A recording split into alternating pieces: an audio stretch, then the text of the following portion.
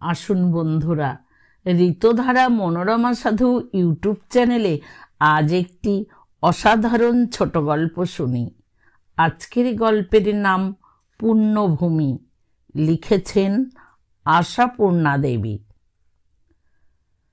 সকালে উঠিয়াই রাধুনির খোঁজে বাহির হইয়াছি। গৃহিণীর কষ্ট তো আর চোখে দেখা যায় না। এতগুলি কৃষ্ণের জীবের ভার একলা মানুষের পক্ষে বাস্তবিকই সহজ নহে। চাকর বাকরের পাট নাই, ঠিকা ঝি একটা দুই বেলা আসিয়া বাহিরের কাজগুলা করিয়া দিয়া যায় মাত্র, বাকি সমস্তই তাহার ঘাড়ে। ইহার উপর আবার শুচিবাই, কাজেই মাজা বাসনগুলা আবার মাজিতে হয়, রান্নাঘরটাও ধুইয়া নিতে হয় বইকি। লোকেদের বাড়ির মতো এটো কাটায় একসা হইবে নাকি? ছি! ইহার কল্যাণে কৃষ্ণের জীবগুলারও দুর্গতির অন্ত নাই। তা কপালে দুর্গতি না থাকিলে কি আর একটা ঘরে এক পাল আসিয়া ভিড় বাড়াইত? মোট সংখ্যা ভদ্র সমাজে উল্লেখযোগ্য নয় বলিয়াই চাপিয়া গেলাম। কিন্তু সত্য বলিতে কি, সব কয়টি যখন একত্র আহারে বসে অথবা দুইখানা ঘর জুড়িয়া ঘুমায়, দেখিলে হঠাৎ নিজেরই অবাক লাগে। অবিমৃষ্যকারিতা সম্পর্কে চেতনা আসিতে বড় দেরি হইয়া যায়। কিন্তু বর্তমান যুগের নারী হইলেও প্রেয়সী এ বিষয়ে ঠাকুরমা দিদিমাদের অনুকরণ করিতে দ্বিধাবোধ করেন না। বলেন, মানুষের তো হাত নেই, ভগবানের দেওয়া। ভগবান না দিলে মাথা খুঁড়লে একটা ছেলে মেলে। কিন্তু তিনি যখন সেই ভগবান দত্ত দেবদূতগুলিকে শুয়োরের পাল বলিয়া অভিহিত করেন, ব্যবহারও তাহার চাইতে উঁচু দরের কিছু করেন বলিয়া মনে হয় না। তখন বলিতে ইচ্ছা হয়, হে ভগবান, দান করিবার বেলায় যদি মাথার ঠিক রাখিয়া একটু হিসাব করিয়া চলিতে। করেই বা কি? কোলের মেয়েটার 12 মাস সর্দি কাশি, জ্বর তো লাগিয়াই আছে, তার উপরের ছেলেটার কেমন যেন নেলা খেপা মতো। 3-4 বছর বয়স হইল, আজও দাঁড়াইতে গেলে পড়িয়া যায়, কথা কহিতে পারে না। একটা অমানুষিক দুর্বোধ্য চিৎকারে ক্ষুধা তৃষ্ণা বুঝাইতে চায়, কখনো কৃতকার্য হয়, কখনো প্রহার লাভেই প্রয়োজন মিটাইয়া লয়। মাতৃস্নেহ ফল্গু ধারার মতো কোথায় যে প্রবাহিত হয় কে জানে। উপর হইতে ধুধু বালি ছাড়া বড় কিছুই চোখে পড়ে না। যে কয়টা ভালো ছিল সম্প্রতি মামার বিবাহে হরিপুর ঘুরিয়া আসিয়া খাসা ম্যালেরিয়া সংগ্রহ করিয়া আনিয়াছে। বুঝুন ব্যাপার। বলিতে গিয়া বিপদ, কেন কলিকাতায় কি রোগ নাই? হরিপুরের সকলে কি মরিয়া গিয়াছে? ইত্যাদি প্রশ্নের সদুত্তর দিতে হয়। বিশ্ব সংসারের অপবিত্রতার বিরুদ্ধে যুদ্ধ ঘোষণা করিতে করিতে সর্বদাই যেন কেমন একটা বিদ্রোহী ভাব দাঁড়াইয়া গিয়াছে মহিলার। মনোজগতের কোথায় কি বিপর্যয় ঘটিলে এ রোগের সৃষ্টি হয়, সেটা মনোবিজ্ঞানের কথা। কারণ একটা হয়তো থাকিলেও থাকিতে পারে। আমি কিন্তু দেখি অকারণ জল ঘাটিয়া হাতে পায়ে হাজা, অযথা স্নানের অত্যাচারে চুলগুলো প্রায় সকলেই বিদায় লইয়াছে। তীক্ষ্ণ কণ্ঠ ও তীব্র দৃষ্টি যেন দিন দিন প্রখরতর হইয়া উঠিতেছে। গায়ে জামা সেমিজের বালাই নাই, দিনের অধিকাংশ তো ভিজা কাপড়েই কাটিয়া যায়। বেশভূষার বিশেষত্বের মধ্যে কেশ বিরল সিথায় চওড়া করিয়া সিঁদুর পরা, হাতে চুড়ির সহিত গাছ 8-10 লোহা। এতগুলো লোহা পরিবার হেতুকে জিজ্ঞাসা করিয়া একদিন ধমক খাইতে হইয়াছে। এ কথা নাকি বলিতে নাই।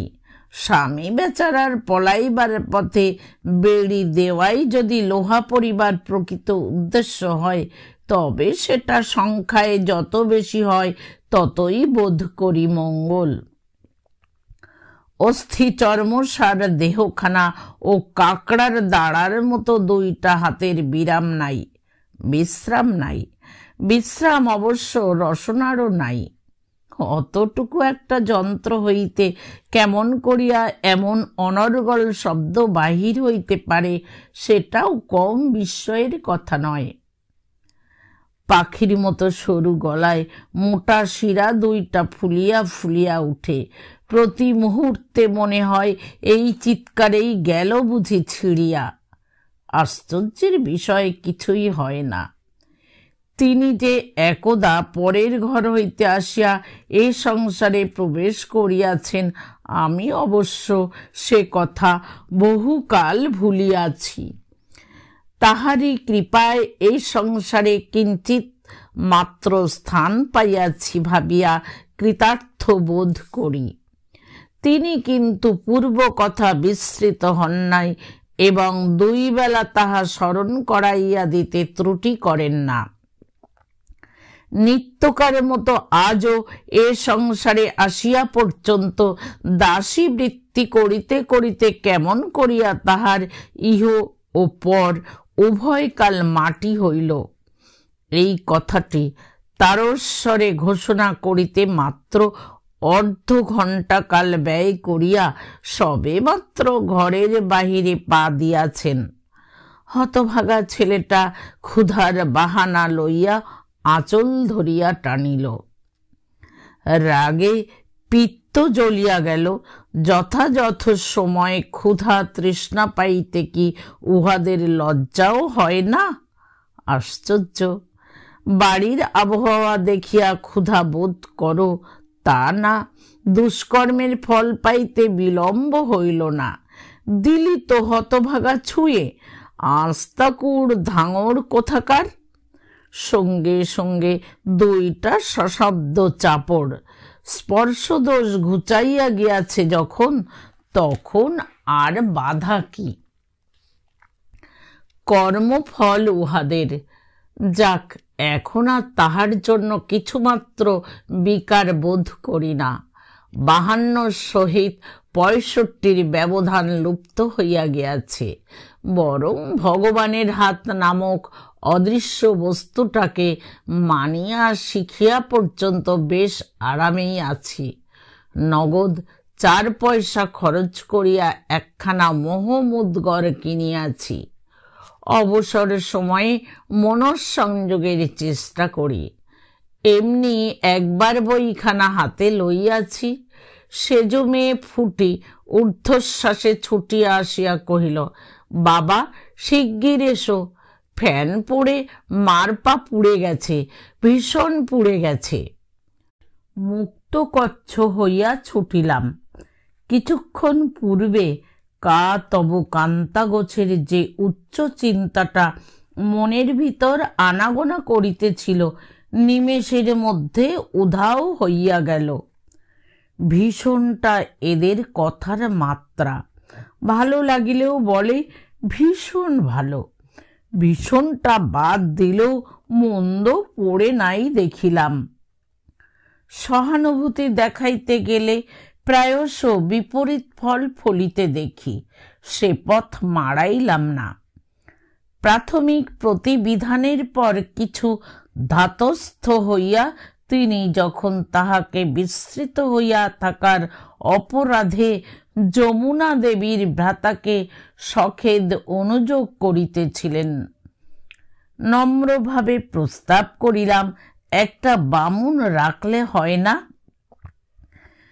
গৃহিণী খেদ ভুলিয়া কঠোর দৃষ্টিতে বিদ্ধ করিবার চেষ্টা করিয়া কহিলেন, বামুন রাখবে, পয়সা ধরছে না? পয়সা জিনিসটা কখনো কাহারও না ধরিতে শুনি নাই। কাজেই উত্তর দিবার কিছু ছিল না। সবিনয়ে কহিলাম, সে যেমন করে হোক চলে যাবে, তোমারও তো বাঁচা দরকার। কে বললে দরকার? দরকার নেই। শীর্ণ নাসিকা কুঞ্চিত করিয়া গৃহিণী পুনরায় কহিলেন, বামুন রেখে তো ভারী সুবিধে। মুখ পোড়ারা আচার বিচারের কিছু জানে? সৃষ্টি সংসার এটো কাটা করে আমার মাথাটা খাক আর কি। মনে নেই সেবার? মনে ছিল না, বিলক্ষণভাবে মনে পড়িয়া গেল। এ ধৃষ্টতা আগেও করিয়াছি। গৃহিণী জ্বরে শয্যাশায়ী হইয়া পড়িলেন।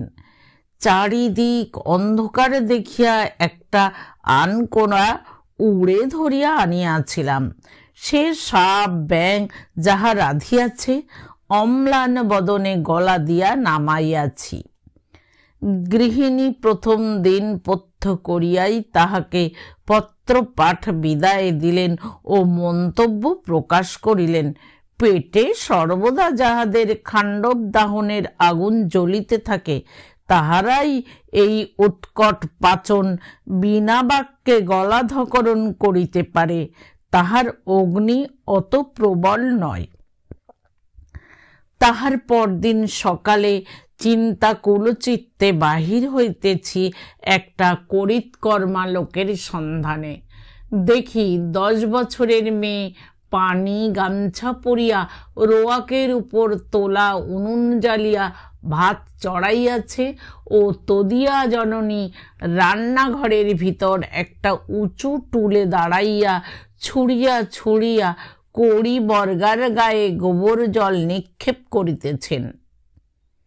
বিনা বাক্যে ফিরিয়া আসিয়া পরিত্যক্ত লেপখানা গায়ে দিয়া পাশ ফিরিয়া শুইলাম। ঘটনাটা স্মরণ হইতে একটু কঠিনভাবে কহিলাম, ওসব বাই একটু কমাও তো, এবার মরবে নাকি? তাছাড়া 2 মাস বাদে আবার ছুটি নিতে হবে তো, কারণ তাহার আবার সেবা সদনে যাইবার সময় সন্নিকট হইয়া আসিতেছিল। কথাটার উল্লেখে ভদ্র মহিলা চটিলেন, হাত মুখ নাড়িয়া বলিয়া উঠিলেন, আহা মরে যাই, ভারী আমার ছুটি দেনেওয়ালা, ভারী একটা নতুন কাণ্ড কিনা। বরাবর যেমন চলেছে তেমনই চলবে। মানে 8 বৎসর বয়স হইতেই বড় মেয়েটাকে মাঝে মাঝে সংসার চালাইতে হয়। এবার কিন্তু ম্যালেরিয়ায় ভুগিয়া মেয়েটার হালে হাল নাই। কহিলাম, পানিটার এবার যা অবস্থা তাতে তবে আর কি, সমস্ত মেয়ে ঘরে রেখে আমি নিশ্চিন্দি মনে হাসপাতালে গিয়ে বসে থাকব? বলতে লজ্জা হলো না একটু? উঁচু করিয়া খোপা বাঁধা আধ ময়লা একটা ফ্রক গায়ে 3 বছরের ভাইটাকে কোলে লইয়া রোগা কাঠি সমস্ত মেয়েটা ত্রিভঙ্গ মূর্তিতে কাছেই দাঁড়াইয়াছিল। চাইয়া যেন লজ্জায় মরিয়া গেলাম। বিরক্তি গোপন থাকিল না। কহিলাম, তবে বামনি রাখো? হ্যাঁ, বামনি রাখবো বইকি, নিজের তাহলে বড় সুবিধে। তবে গোল্লায় যাও বলিয়া চলিয়া আসিলাম। মনে হইল, দূর ছাই, মরুক আপনার দুর্বুদ্ধি লইয়া, আমার গরজ কি? কিন্তু গরজ আছেই। মোহ মুদ্গরটা ধাতস্থ না হওয়া পর্যন্ত থাকিবেও। এত কষ্ট চোখে দেখা যায় না। সেই পোড়া ফোস্কার ঘা, তাহার উপর আগুন তাত। বামুন খুঁজিয়া আনা নিত্যকর্মের মধ্যে দাঁড়াইল। আনি বটে, রাখিতে পারি না। কাহারও চেহারা দেখিলে নাকি হাতে খাইতে প্রবৃত্তি হয় না। কাহারও লম্বা টেরি দেখিলে সর্বাঙ্গ জ্বলিয়া যায়। কাহাকেও দেখিলে ব্রাহ্মণত্ব সম্বন্ধে সন্দেহ জন্মে। 1 পয়সায় যখন পৈতা মেলে, হাড়ি বাগদির ব্রাহ্মণত্ব লাভ করিতে কতক্ষণ? এ কথার উত্তর আমাকেই যোগাইতে হয়। বুড়া ধরিয়া আনিলে বলেন, ঘাটের মরা হাঁড়ি নামাতে গিয়ে মরে যাক আর কি। বালক দেখিলে বলেন, দুধ খেগো ছেলের ভারী অভাব কিনা, তাই ওর জন্যে এবার ঝিনুক বাটি ধুতে বসি। মোট কথা, তাহার শুদ্ধান্তপুরে প্রবেশ লাভের অধিকার আজ পর্যন্ত কেহই পায় নাই। বাহিরের রোয়াকে পা ঝুলাইয়া বসিয়া ভাবিতেছিলাম। কি ভাবিতেছিলাম কে জানে। নবীন আসিয়া রোয়াকের এক পাশে বসিল। নবীন বামুনেরই ছেলে। আমাদের পাড়ায় বিশুদ্ধ হিন্দু চপ, পবিত্র পাটার ঘুগনি, পটল ভাজা ও পলতার বড়া ফেরি করিয়া বেড়ায়। ছেলে বুড়ো সকলেই তাহার খদ্দের। কহিলাম, কি নবীন, ব্যবসা কেমন চলছে? আজ্ঞে, আপনাদের দয়ায় ভালোই। একটা ভারী মুশকিলে পড়েছি বাবু। দেশ থেকে একটা মেয়ে লোক এসে ধরে পড়েছে, চাকরি করে দিতে হবে। ভালো ব্রাহ্মণের মেয়ে, দুঃখী বিধবা, কোথায় যে রাখি, কি যে করি। অথচ আমারও আবার দেশে না গেলেই নয়। ধান পান সব যেতে বসেছে। আপনার শুনেছিলাম রাতবার লোকের প্রয়োজন, দয়া করে যদি রাখেন তাই বলছি। মেয়ে লোকের প্রয়োজন নাই স্পষ্ট করিয়া বলিলাম না। কহিলাম, কাজ পারবে? আজ্ঞে, তার পারবে না, বাঙালির মেয়ে। সত্যি কথা বলতে কি বাবু, দেশে ঘরে ওর রান্নার তারিফ ছিল খুব। ভাই ভাত দেয় না, তাই এসেছে শহর বাজারে দুটো অন্যের চেষ্টায়। বয়স কত? আগে তা অনেক বলিয়া নবীন জিনিসটাকে একটা অনির্দিষ্ট অনুমানের উপর ছাড়িয়া দিল। কহিলাম, বেশ, বাড়ির ভেতর নিয়ে যেও, যদি পছন্দ হয়। হইবে নাই জানিতাম। আধ ঘণ্টার মধ্যে নবীন রাঁধুনি লইয়া হাজির। দেখিয়া তো চক্ষুস্থির। গৃহিণী আপত্তি করিলে দোষ দেওয়াও যায় না। গৃহিণী কিছুক্ষণ স্থির দৃষ্টিতে চাহিয়া চাহিয়া তাহার আপাদ মস্তক নিরীক্ষণ করিয়া কহিলেন, এই বামনি, খুঁজে খুঁজে আর লোক পেলে না? কথার উত্তর যোগাইতে পারিতাম কিনা সন্দেহ। উদ্ধার করিল নবীন। হাত জোড় করিয়া আগাইয়া আসিয়া কহিল, আশা করে এসেছে। নৈরাশ করবেন না মা, আপনিও ব্রাহ্মণ কন্যে, মাতৃতুল্য। মায়ের কাছে মেয়ে থাকবে, তার আর ভাবনা চিন্তের কি আছে?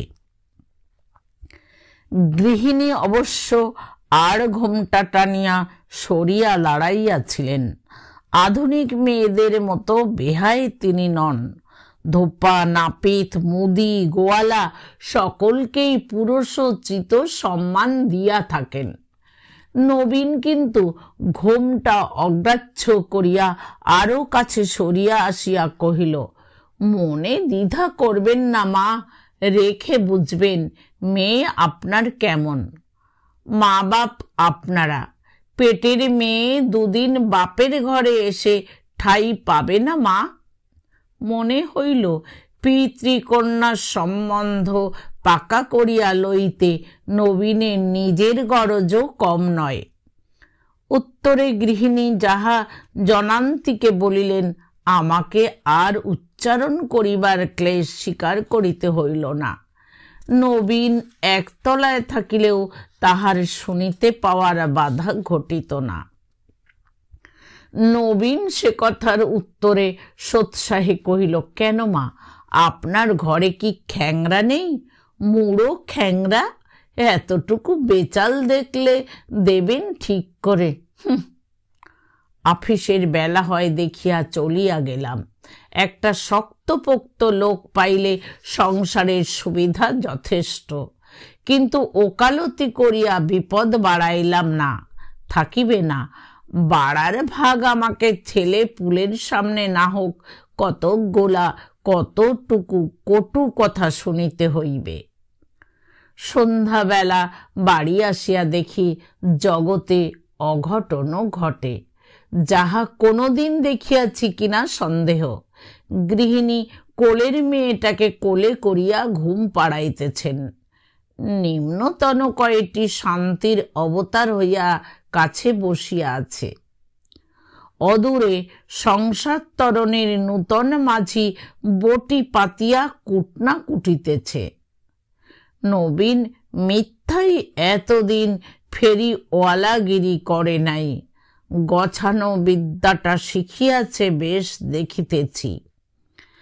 একটা শান্তির নিঃশ্বাস ফেলিয়া সিঁড়ি বাইহা উঠিয়া গেলাম। দেখি গৃহিণী নবীনা প্রেয়সীর মতো পিছনে পিছনে উঠিয়া আসিয়াছেন। একগাল হাসিয়া কহিলেন, খাসা মানুষটা, খাসা পরিষ্কার পরিচ্ছন্ন, ঠিক আমাদের মতন আচার বিচার, কাজের ব্যবস্থাও দিব্যি, জানো গা। মনে হইল কোথা হইতে একটা মলয় বাতাস আসিয়া গায়ে লাগিল, কিন্তু দাম্পত্য ধর্মের সনাতন নীতি রক্ষার্থে মুখের উপর তাচ্ছিল্যের ভাব টানিয়া আনিয়া কহিলাম, হ্যাঁ, এখন রান্নাটা অখাদ্য না হলে তবে। গৃহিণী ভ্রুভঙ্গি করিয়া একটু হাসিলেন, বোধহয় কিছু বলিতে উদ্যত ছিলেন। দ্বারের পাশে শান্তির বাতাস আসিয়া দাঁড়াইল। দুই হাতে ধুমায়মান 2 পেয়ালা চা। গৃহিণী হাত বাড়াইয়া পেয়ালা 2টি লইয়া কহিলেন, মরণ আর কি, আমার আবার বাবুর মতন ওপরে চা আনা কেন?